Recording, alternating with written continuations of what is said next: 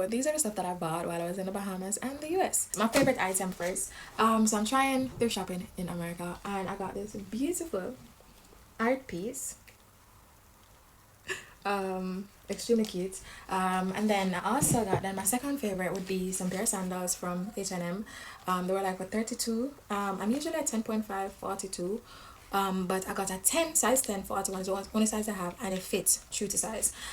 These are the bottoms, and you know they have a little elevation, and the padded sole. I was sold on it. The next thing I got, my other favorite was a jacket from Old Navy, leather jacket. Yes, I buy stuff out of season, and it was like sorry, original price was like 75, and I got it for 23.